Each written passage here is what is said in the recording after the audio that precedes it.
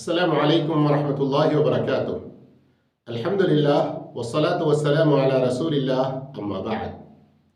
ప్రియమైన విద్యార్థులారా, 1447వ రమదాన్ ఇందులో మనం నిషిద్ధతలు జాగ్రత్తలు అనే చాలా ముఖ్యమైన శీర్షిక ఇప్పటి వరకు అల్హమ్దులిల్లా 4 పాఠాలు 4 క్లాసులు మనం విన్నాము, చూసాము, బహుశా చదివాము కూడా కావచ్చు కదా. పీడిఎఫ్ లింక్ పంపిస్తున్నాను కదా డిస్క్రిప్షన్లో. చూస్తున్నారా లేదా? ఆ పుస్తకం మీరు డౌన్లోడ్ చేసుకున్నారా లేదా? త్వరగా చేసుకోండి, ఆలస్యం చేయకండి. ఈరోజు 5వ రోజు 5వ పాఠంలో మనం 2 అంశాలు తెలుసుకుందాము. మొదటి అంశం అల్లాహ్ తప్ప ఇతరుల ప్రమాణం. అల్లాహు తఆలా తన ఈ సృష్టిలో ఎవరి ప్రమాణం చేసినా చేయగలడు. అతనిది సృష్టి, అతడు యజమాని, అధికారి. కానీ సృష్టి రాసులమైన మనం ఎప్పుడైనా ఏదైనా అవసరం ఉన్నప్పుడే ప్రమాణం చేయాలి. మరియు అల్లాహ్ తప్ప వేరే ఎవరి పేరున ప్రమాణం చేయకూడదు. అల్లాహ్ ప్రమాణం మాత్రమే చేయాలి. ఒక ముఖ్య విషయం గుర్తుంచుకోండి, ప్రమాణం అంటే ఎవరి పేరున ఏ వస్తువుపై మనం ప్రమాణం చేస్తామో దానికి ఒక గౌరవం, ఒక మర్యాద, గొప్పతనం ఇస్తున్నామని భావం. ఇలాంటి గౌరవ మర్యాదలకు కేవలం అల్లాహ్ మాత్రమే ఏకైక అర్హుడు. ఇక అతడే ఏకైక అర్హుడు గనక ఎవరైనా ఈ ప్రమాణం అల్లాహ్ తప్ప వేరే ఎవరైనా పేరు మీద చేశారంటే అతడు షిర్క్ చేసిన వాడవుతాడు. అందుకొరకు ప్రవక్త సల్లల్లాహు అలైహి వసల్లం వారి హదీస్ వినండి. స్వయంగా అల్లాహు తఆలా మనల్ని వారించాడు అని ప్రవక్త సల్లల్లాహు అలైహి వసల్లం తెలిపారు. బుఖారీలోని హదీస్ 6108, సహీహ్ ముస్లింలో 1646. అలా వినండి, జాగ్రత్తగా మాటను గ్రహించండి. ఇన్నల్లాహ యన్హాకుం అన్ తహ్లిఫు బిఆబాయికుం. మీరు మీ తాత ముత్తాతల పేరుపై ప్రమాణాలు చేయడం నుండి అల్లాహ్ వారించాడు. ఫమన్ కాన హాలిఫన్, ఎవరైనా ప్రయాణం చేయాలనుకుంటే ఫల్యహ్లిఫ్ బిల్లాహ్, అల్లాహ్పై ప్రమాణం చేయాలి. వ ఇల్లా ఫల్యస్ముత్, లేదా అంటే మౌనం వహించాలి. అంతేకాదు ప్రవక్త సల్లల్లాహు అలైహి వసల్లం మరో సందర్భంలో చెప్పారు, మన్ హలఫ బిగైరిల్లాహి ఫఖద్ అష్రక్. ఎవరు అల్లాహ్ తప్ప ఇతరుల పేరున ప్రమాణం చేస్తాడో అతను షిర్క్ చేసిన వాడవుతాడు. సహీహ్ హదీస్ అబూ దావూద్ మరియు ముస్నద్ అహ్మద్లోనిది. షేఖ్ అల్బానీ రహిమహుల్లాహ్ సహీహుల్ జామీలో ప్రస్తావించారు 6204. అలాగే మరొక హదీస్ వినిపించాలా? వినాలని కోరిక ఉందా? కానీ జాగ్రత్తగా, శ్రద్ధగా ఇలాంటి వారిలో మనం కలవకుండా ఉండడానికి శ్రద్ధగా వినండి హదీస్. మన్ హలఫ బిల్ అమానతి ఫలైస మిన్నా. ఎవరైతే అల్లాహ్ తప్ప ఇతరుల పైరున్న ప్రమాణం చేస్తూ అమానత్ పై ప్రమాణం అని అంటారో వారు నాలోని వారు, మాలోని వారు కారు అని ప్రవక్త సల్లల్లాహు అలైహి వసల్లం తమ సంబంధం అలా అమానతుపై ప్రమాణం చేసే వారి పట్ల లేదు అని ఇంత స్పష్టం చేసిన తర్వాత ఇంకా మనం అల్లాహ్ తప్ప వేరే ఎవరి ప్రమాణమైనా చేయగలమా? ఈ రోజుల్లో కొందరికి అలవాటుగా అయిపోయింది. కాబా యొక్క ప్రమాణం అని అంటారు. కాబాకి కసం కాదు, రబ్బే కాబాకి కసం. కాబా యొక్క ప్రభు అల్లాహ్ యొక్క ప్రమాణం, రబ్బే కాబా యొక్క కసం కాదు. అలాగే అమానతు ప్రమాణం, గౌరవపు ప్రమాణం, మద్దతుపై ప్రమాణం, అతని శుభం, అతని జీవిత ప్రమాణం, ప్రవక్త ఉన్నత స్థాన ప్రమాణం, వలీల యొక్క సాక్షి, వలీల యొక్క స్థానం ప్రమాణం, తండ్రి ప్రమాణం, నా తల్లి ఒట్టు, నా తండ్రి ఒట్టు, నా కొడుకు ఒట్టు అని సంతానం తల మీద చెయ్యి వేసి ప్రమాణాలు చేస్తారు, ఒట్టు వేస్తారు. ఇవన్నీ కూడా నిషిద్ధం. అల్లాహ్ తప్ప ఇతరుల పేరు మీద ప్రమాణం చేయడం ఎంత ఘోరమైన పాప కార్యమో ఒక్కసారి ఈ హదీసు ద్వారా మీరు గమనించండి. సహీ బుఖారీలోని హదీస్, ప్రవక్త సల్లల్లాహు అలైహి వసల్లం తెలిపారు, మన్ హలఫ ఫకాల ఫీ హల్ఫిహి బిల్లాతి వల్ ఉజ్జా ఫలియకుల్ లా ఇలాహ ఇల్లల్లాహ్. ఎవరైతే ప్రమాణం చేస్తూ తన ప్రమాణంలో లాత్ ఒట్టు, ఉజ్జాపై ఒట్టు ప్రమాణం అని అంటారో అలాంటి వారు లా ఇలాహ ఇల్లల్లాహ్, అల్లా తప్ప సత్య ఆరాధ్యుడు మరొకడు లేడు అని ప్రమాణం చేయాలి. అస్తగ్ఫిరుల్లాహ్, అల్లా తప్ప మరొకడు ఎవరు లేరని ఈ కలిమా పఠించాలి. గమనించారా ఎంతటి ఘోరమైన పాపానికి ఎదుగుతున్నాము అల్లా తప్ప ఇతరుల ప్రమాణం చేసి. ఇక నుండి వీటి నుండి చాలా దూరం ఉండండి. అయితే ప్రమాణం గురించి ఇప్పటివరకు తెలుసుకున్నాము, కానీ మన సమాజంలో ఎన్నో రకాల పలుకులు, మాటలు ప్రజలు కొందరు మాట్లాడుతూ ఉంటారు. వాటి వల్ల కూడా షిర్కులో పడతాము అన్నటువంటి భయం వారికి ఏమాత్రం ఉండదు. ఎందుకు? సరైన ఖురాన్ హదీస్ జ్ఞానం లేదు గనక. అందుకని ఇక్కడ నేను సంక్షిప్తంగా ఎన్నో విషయాల సారాంశం మీకు తెలియజేసే ప్రయత్నం చేస్తున్నాను. శ్రద్ధగా వింటారని ఆశిస్తున్నాను. చాలా ముఖ్యమైన విషయం, ఎలాగైతే అల్లాహ్ తప్ప ఇతరుల పేరు మీద ప్రమాణం చేయడం నిషిద్ధమో, అలాగే కొన్ని రకాల పలుకులు, మాటలు మాట్లాడకూడదు. అలా మాట్లాడడం వల్ల మనిషి షిర్కు పాల్పడతాడు అని ప్రవక్త మహానీయ ముహమ్మద్ సల్లల్లాహు అలైహి వసల్లం మనకు హెచ్చరించి ఉన్నారు. అలాంటి మాటల్లోనే ఒక మాట సర్వసామాన్యంగా ప్రజలు ఒక చిన్న పాపముగా, తేలికమైన విషయముగా, లేదా అంటే ఎంతో మంది ప్రజలు ఇది ఒక పాపం అని కూడా భావించరు. కానీ వాస్తవానికి ఈ సందర్భంలో మనం ప్రవక్త సల్లల్లాహు అలైహి వసల్లం వారి ఆ మాటలు ఏమేమిటో, ఆ పలుకులు ఏమేమిటో ఇన్షాల్లా ఇప్పుడే తెలుపుతున్నాను. కానీ మనం ఇలాంటి పలుకులు పలకక ముందు ఎంత జాగ్రత్తగా ఉండాలో ఇప్పుడు ఒక హదీస్ వినిపిస్తున్నాను. ఈ హదీస్ మనకు చేస్తుంది. ఏంటి ఆ హదీస్? ప్రవక్త సల్లల్లాహు అలైహి వసల్లం తెలిపారు, ఇన్నల్ అబ్ద లా యతకల్లం, మనిషి ఒక మాట మాట్లాడతాడు, ఆ మాట ఎంత ప్రమాదకరమైనదో గ్రహించడు. ముందే దానికి సంబంధించి ఎలాంటి జ్ఞానం పొందడు, అంచనా వేసుకోడు. దాని కారణంగా అది చెడు పలుకు, అల్లాకు ఇష్టం లేని పలుకు, ఉండి అతడు దాని వల్ల ఎంతటి ఘోరమైన ఖాయిలో పడతాడంటే అల్లాహు అక్బర్. ప్రవక్త సల్లల్లాహు అలైహి వసల్లం చెప్పారు, నరకంలోని చాలా లోతైన, ఎంత లోతు? మా బైనల్ మష్రిక్ వల్ మగ్రిబ్, మష్రిక్ మరియు మగ్రిబ్ అంటే తూర్పు పడవరకు మధ్యలో ఎంత వ్యత్యాసం ఉన్నదో అంతటి లోతైన నరక గుండంలో పడిపోతాడు. అల్లాహు అక్బర్. అందుకొరకు ఇలాంటి పలుకులన్నిటి నుండి మనం చాలా దూరంగా ఉండాలి. వాటిలో కొన్ని తెలుపుతున్నాను, శ్రద్ధ వహించండి. అల్లాహ్ శరణు మరియు నీ శరణు కోరుతున్నాను. నాకు అల్లాహ్పై మరియు నీపై నమ్మకం ఉంది.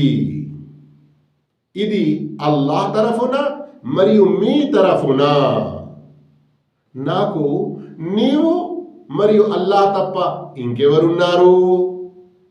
నాకు ఆకాశంలో అల్లాహ్ ఉంటే భూమిలో నువ్వున్నావు. ఇలాంటి మాటలన్నీ కూడా, ఇంకా అల్లాహ్ మరియు ఫలానా లేకుంటే నా గతి ఏమవునో. ఈ పలుకులు విన్నారు కదా మీరు. వీటన్నిటిలో చెడు ఏమున్నది, నష్టం ఏమున్నది?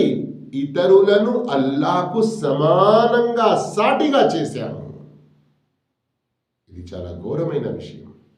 ఇంకా నేను ఇస్లాంను అసహించుకుంటున్నాను, ఇలా కూడా చెప్పకూడదు. అస్తగ్ఫిరుల్లా. కొందరు ఎవరైనా ఏదైనా మనిషి యొక్క ప్రసంగం విని వస్తారు, బహుశా ఆయన చెప్పే విధానం సరిగా లేదా, లేకుంటే ఈయన సరిగా అర్థం చేసుకోకుండా ఏదైనా విషయం అతనికి నచ్చదు, ఇట్లాంటి ఇస్లాం అయితే నాకు వద్దు, నౌజుబిల్లా, అస్తగ్ఫిరుల్లా, అలా అనకూడదు. ఈ ములిసాబ్ ఏం మాట చెప్పారో నాకు అర్థం కాలేదు అని ఇంకా ఎక్కువ జ్ఞానవంతుల వద్దకు వెళ్ళి తెలుసుకోవాలి. కానీ అర్థం కాని విషయం, దాని కారణంగా ఇస్లాంనే అసహించుకునేటువంటి మాటలు మాట్లాడకూడదు. ఇక ఎందరో కాలాన్ని దూషిస్తారు. దాన్ని దూషించే యొక్క విధానాలు కూడా ఎన్నో రకాలుగా ఉంటాయి. అయ్యో కాలం పాడగాను, ఇలా ఒక అలవాటుగా అయిపోయింది కదా మనలో ఎంతోమందికి. మరికొందరు ఇది చాలా చెడ్డ కాలం, ఇంకా ఇదేం టైం అయ్యా, టైం కాని టైం, ఇందులో శుభమే లేదు, ఇందులో మేలే లేదు, ఏం గడియ ఇది, ఇందులో ఏమాత్రం మంచితనం లేదు. ఇలాంటి పలుకులు, ఇలాంటి మాటలు కాలం మోసగించున్నది. ఈ పలుకులు కూడా పలకకూడదు. ఇవన్నీ కూడా నిషిద్ధం. ఎందుకనగా కాలాన్ని, సమయాన్ని దూషించడం వాస్తవానికి ఆ కాలాన్ని, సమయాన్ని పుట్టించిన అల్లాహ్ను దూషించినట్లు అవుతుంది. అందుకే చాలా ఘోరమైన పాపం అవుతుంది. అలాగే మరికొందరు ప్రకృతి కోరినట్లు జరుగుతుంది, ప్రకృతి కోరినట్లు జరుగుతుంది అని ఇలాంటి పదాలు కూడా పలకకూడదు. ఇంకా అల్లాహ్ తప్ప ఇతరుల దాసత్వం, ఇతరుల దాసుడు, ఇతరుల దాసి అన్నటువంటి భావం కలిగిన పదాలు కూడా పలకకూడదు. అలాంటి పేర్లు పెట్టుకోకూడదు. కొందరు ఏం పేరు పెట్టుకుంటారు, అబ్దుల్ నబీ, అబ్దుల్ రసూల్, అబ్దుల్ హుసేన్, అబ్దుల్ మసీహ్. ఇవన్నీ కూడా చాలా ఘోరమైన షిర్క్ పేర్లు. ఇంకా ఈ మోడర్న్ కాలంలో కొన్ని కొంగొత్త పదాలు పరిభాషికంగా ఉపయోగంలో ఉన్నాయి. అవి తౌహీద్కు వ్యతిరేకం గనక వాటికి దూరం ఉండాలి. సోషలిజం, ఇది తప్పు విషయం. కొందరు ఏమంటారు ఇస్లామీయ సోషలిజం, ఇస్లామీయ డెమోక్రసీ, ఇలా తప్పు మాట. జనుల కోరిక అల్లాహ్ యొక్క కోరిక, ఇలా కూడా అనకూడదు. ధర్మం అల్లాది, దేశం ప్రజలది. ఇంకా వేరే దేశపరంగా, భాషపరంగా వివాదాలు, విప్లవాలు, ఇంకా వేరే ఎన్నో రకాల పక్షపాతాలకు సంబంధించిన మాటలు జరుగుతూ ఉంటాయి. వాటన్నిటికీ దూరంగా ఉండాలి. అలాగే రాజాధిరాజు, మహాన్యాయాధిపతి, ఇవన్నీ కూడా అల్లాహ్. రాజాధిరాజు అల్లాహ్ మాత్రమే.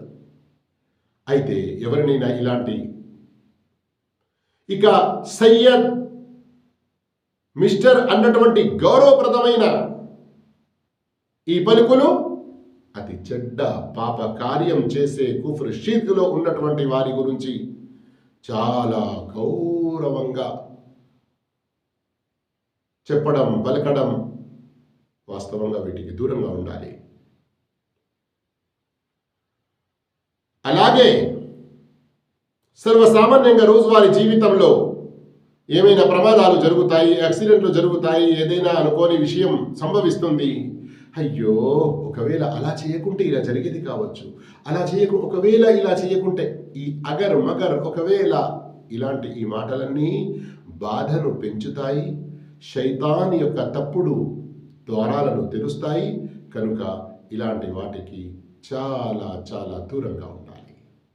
ఇక ఈనాటి పాఠంలో మరొక అంశం, కపట విశ్వాసులతో, దుష్టులతో కలిసి ఉండకూడదు. పాపకార్యం జరిగే చోట వారితో పాటు సంతోషంగా కూర్చోకూడదు. ఎవరి హృదయాల్లో విశ్వాసం తగ్గిపోయిందో, పటిష్టంగా స్థానం పొందలేదో, వారు కపట విశ్వాసులతో, దుష్టులతో, పాప కార్యాలు చేసే వారితో చనువు కోరుతూ, లేదా వారు తృప్తి పడడానికి వారితో కూర్చుండి ఉంటారు. ఒక్కోసారి అల్లా ధర్మంలో వంకలు చూపుతూ సత్య ధర్మంతో దానిని అనుసరించే పుణ్యాత్ములతో పరిహాసాలాడుతూ హేళన చేసే వారితో కూడా సమావేశమవుతారు. ఇలా వారితో సమావేశమవుట, వారితో కూర్చుండుట నిషిద్ధం. దీనివల్ల విశ్వాసంలో చాలా భయంకరమైన లోటు ఏర్పడుతుంది. ఒక్కసారి సూరతుల్ అన్ఆమ్లోని ఆయత్ నంబర్ 68 గమనించండి.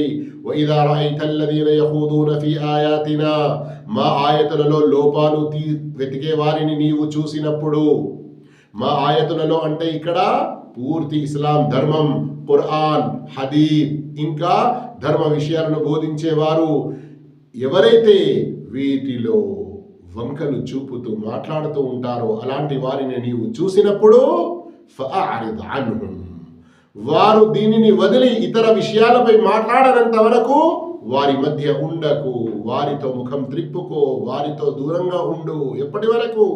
హత్తా యఖూదు ఫీ హదీథిన్ గైరి, వారు వేరే మాటలు వేరే విషయాలు మాట్లాడుకోనంత వరకు. వఇమ్మా యున్సియన్నక శైతాన్, ఒకవేళ శైతాను నిన్ను మరుపుకు గురి చేస్తే, అల్లాహు అక్బర్, గమనించండి అల్లా యొక్క గొప్పతనం, అల్లా యొక్క కడకరం, అల్లా యొక్క కటాక్ష దయ. ఒకవేళ శైతాన్ మరిపింపజేస్తే అందులో కూర్చుండి ఉంటే అప్పటి వరకు పాపం కాదు. కానీ ఫలా తఖఉద్ బఅద జిక్రా మఅల్ కౌమి ਜ਼ਾలిమీన్, కానీ గుర్తుకు వచ్చిన తర్వాత, జ్ఞాపకం వచ్చిన మీదట ఆ దుర్మార్గుల మధ్యన కూర్చోకు. అల్లాహు అక్బర్, గమనిస్తున్నారా? ఎవరైతే అల్లా పట్ల, ప్రవక్త పట్ల, ఇస్లాం ధర్మం పట్ల, ఖురాన్ పట్ల, హదీసు పట్ల, ప్రవక్త వారి సున్నతుల పట్ల హేళన చేస్తూ మరియు ఎలా ఈ సున్నతులను ఆచరించే వారిని తక్కువ చూపుతో చూస్తూ వారి గురించి తప్పులు ఎన్నుతూ మాట్లాడుకుంటూ ఉన్నారో వారిని అల్లా ఈ ఆయతులో ਜ਼ਾలిమీన్ అని అన్నాడు. అలాంటి వారితో కూర్చుంటే మీరు కూడా ਜ਼ਾలిమీన్లో కలిసిపోతారు, దుర్మార్గుల్లో అయిపోతారు, కనుక కూర్చోకండి అని అల్లాహ్ తఆలా బోధ చేశాడు. వారు ఎంత దగ్గరి బంధువులైనా సరే, వారి సహవాసం ఎంత ప్రేమపూర్వకమైనా సరే, వారి యొక్క మాటలు ఎంత తీపిగా ఉన్నా, ధర్మం మరియు ధార్మికులతో వారి ఈ స్థితి ఉన్నంత వరకు వారితో కూర్చోవడం ధర్మసమ్మతం కాదు. కానీ వారికి బోధ చేయుటకు, వారికి నచ్చజెప్పడానికి, వారి తప్పును ఖండించి వారికి నచ్చజెప్పుటకు వారితో కూర్చుండుట నిషిద్ధం కాదు. అయితే వారి చేష్టలతో సంతోషపడి కూర్చోవటం ఏమాత్రం సమంజసం కాదు. మరి ఇలాంటి వారిని అల్లా ఏమన్నాడో, వారికి తోడుగా ఉండి కూర్చుండే వారిని ఏమన్నాడో ఈ సూరతు తౌబా ఆయత్ నంబర్ 96 గమనించండి. ఫఇన్ తరదౌ అన్హుం, ఈ మునాఫికులు వారి పట్ల సంతోషంగా ప్రసన్నులై ఉన్నప్పటికీ, ఫఇన్నల్లాహ లా యర్దా అనిల్ కౌమిల్ ఫాసిఖీన్, అల్లా మాత్రం ఆ అవిధేయుల పట్ల ప్రసన్నుడు కాడు. ఇక్కడ గమనిస్తున్నారా? ఫాసిఖీన్ అన్నాడు అల్లాహ్ తఆలా అలాంటి వారిని, ఎవరైతే ధర్మ విషయాల్లో జోక్యం చేసుకుంటారో. మరియు ఇలాంటి మరో భావం సూరతు నిసా ఆయత్ నంబర్ 140లో కూడా ఉంది. చదవండి, ఇలాంటి జ్ఞానం పొందండి, ఇలాంటి చెడులకు దూరంగా ఉండండి. అల్లా మనందరినీ, మన విశ్వాసాన్ని కాపాడుకునే, తౌహీద్పై స్థిరంగా ఉండే, అన్ని రకాల పాపాలకు దూరంగా ఉండే భాగ్యం ప్రసాదించుగాక. ఆమీన్. వ ఆఖిరు దావానా అల్హమ్దులిల్లాహ్. వస్సలాము అలైకుం వరహ్మతుల్లాహి వబరకాతుహు.